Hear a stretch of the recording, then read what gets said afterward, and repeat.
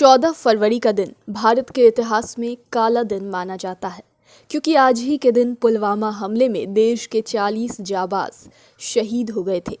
आज पुलवामा अटैक की तीसरी बरसी है। आज जम्मू कश्मीर में हुए पुलवामा हमले की तीसरी बरसी है।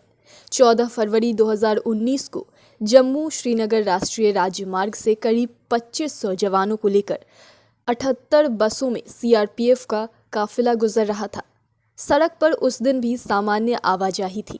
सीआरपीएफ का काफिला पुलवामा पहुंचा ही था, तभी सड़क की दूसरी तरफ से आ रही एक कार ने सीआरपीएफ के काफिले के साथ चल रहे वाहन में टक्कर मार दी। जैसे ही सामने से आ रही एक्सयूवी जवानों के काफिले से टकराई, वैसे ही उसमें विस्फोट हो गया। इस घातक हमले में सीआरपीएफ के 40 बहादुर जवान शहीद हो गए। धमाका इतना ज़बरदस्त था कि कुछ देर तक सब कुछ धुआं धुआं हो गया। जैसे ही धुआं हटा, वहाँ का दृश्य इतना भयावह था कि इसे देख पूरा देश रो पड़ा। उस दिन पुलवामा में जम्मू श्रीनगर राष्ट्रीय राजमार्ग पर जवानों के शव इधर उधर बिखरे पड़े थे। चारों तरफ खून ही खून और जवानों के शरीर के टुकड़े दिख रहे थे। जवान अपने साथियों की तलाश में जुटे थे। सेना ने बचाव कार्य शुरू किया और घायल जाबाजों को तुरंत ही अस्पताल ले जाया गया। घटना के बाद पूरे देश में हाहाकार मच गया। जैश के निशाने पर थे 2500 जवान। जवानों का काफिला जम्मू स्थित चेनानी रामा ट्रांसिट कैंप से श्रीनगर के लिए निकला था। तड़के चले जवानों को सूरज डूबने से पहले श्रीनगर की बख्शी स्टेडियम स्थित ट्रांसिट कैंप में पहुंचना था।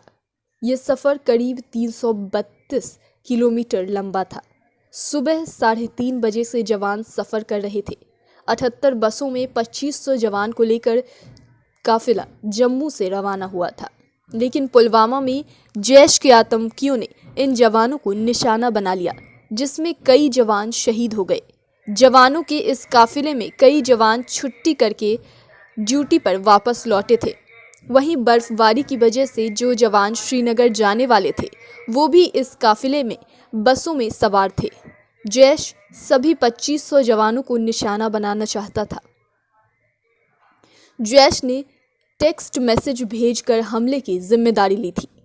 हमले के बाद सीआरपीएफ अधिकारियों की ओर से इस हमले के बारे में जानकारी दी गई।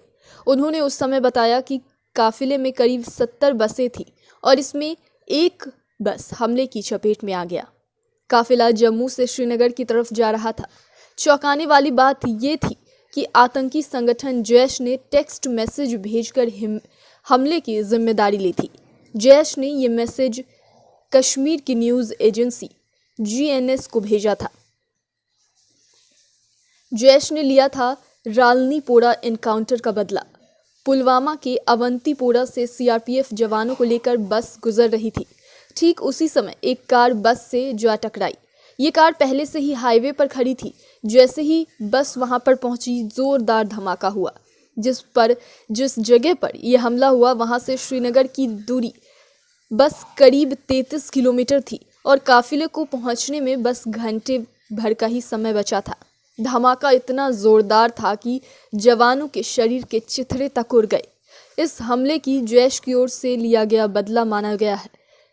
हमले से 2 दिन पहले ही पुलवामा के रातनीपोरा के इलाके में हुए एनकाउंटर में सुरक्षा बलों ने जैश के एक आतंकी को ढेर कर दिया था।